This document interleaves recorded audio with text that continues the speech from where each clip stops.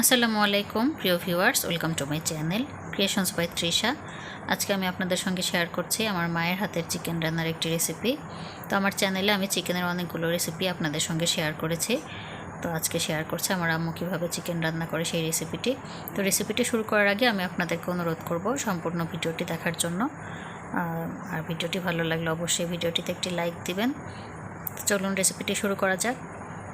তো আমরা প্রথমে কড়াইতে তেল দিয়ে বেশ কিছু পরিমাণ পেঁয়াজ দিয়েছি।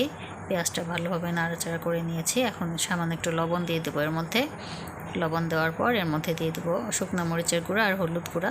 শুকনো মরিচের গুঁড়া 1.5 চা চামচ, হলুদ গুঁড়া 1 চা চামচ। তো আজকে আমরা মাটির চুলায় রান্না করছি।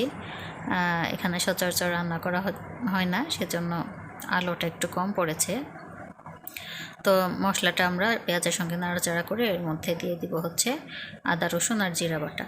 তো আমার আম্মু সচরাচর এভাবে রান্না করে থাকেন। পেঁয়াজটা একটু ভেজে নিয়ে তার মধ্যে হলুদ গুঁড়া, শুকনো মরিচের গুঁড়া দিলে চিকেনের কালারটা নাকি ভালো পাওয়া যায় বেশি। তো 1.5 চা চামচ করে আমরা আদা বাটা, রসুন বাটা দিলাম আর জিরা বাটা দিয়ে দেবো 1 চা চামচ।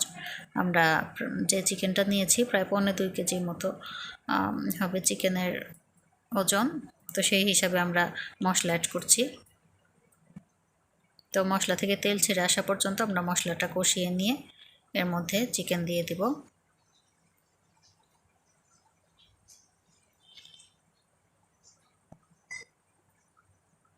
তো মশলাটা আমাদের কষানো হয়ে গিয়েছে।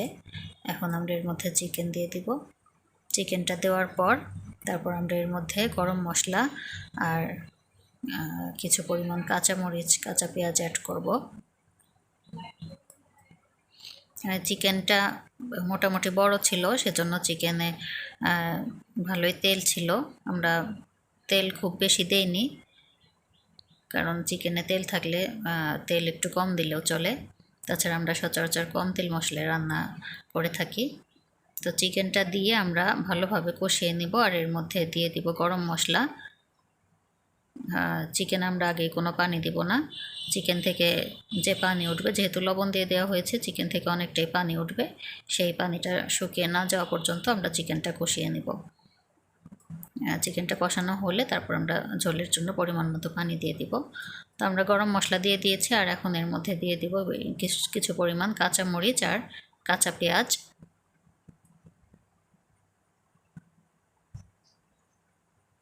তো দেখতে পাচ্ছেন চিকেন থেকে অনেকটা পানি উঠে এসেছে। তো আমরা কাঁচা মরিচ আর কাঁচা পেঁয়াজ দেওয়ার পর আরও কিছুক্ষণ চিকেনটা কষিয়ে নিয়ে তারপর ঝোলের পানি দিব।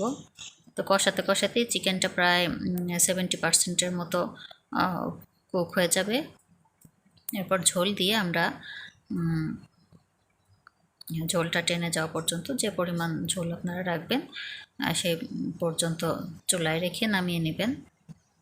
তো আমাদের চিকেনটা কষানো হয়ে গিয়েছে। এখন আমরা এর মধ্যে ঝোলের পানি দিয়ে দিলাম। আমরা এখন ঝোল দিয়ে মাঝারি আঁচে মিনিট 10 মতো রান্না করব। তো আমরা 10 মিনিট অপেক্ষা করে চিকেনটা নামিয়ে নিব। তো ভিউয়ার্স, আমাদের চিকেন রান্নাটা কমপ্লিট। দেখতে পাচ্ছেন কালারটা কতটা সুন্দর হয়েছে। তো এখন আমরা চিকেনটা পরিবেশন করব। তো চিকেন রান্নার রেসিপিটা কেমন লাগলো অবশ্যই কমেন্টে জানাবেন এবং ভালো লাগলে আমার চ্যানেলটিকে সাবস্ক্রাইব করতে ভুলবেন না। আর আমি অনুরোধ করব অবশ্যই আপনারা এভাবে একবার হলেও বাসায় ট্রাই করবেন চিকেন রান্নাটা। তো ভিডিওটি দেখার জন্য অসংখ্য ধন্যবাদ। আজকে এ পর্যন্তই। পরবর্তী ভিডিও দেখার আমন্ত্রণ জানিয়ে এখানেই বিদায় নিচ্ছি। সে পর্যন্ত সবাই সুস্থ থাকবেন, ভালো থাকবেন। আল্লাহ হাফেজ।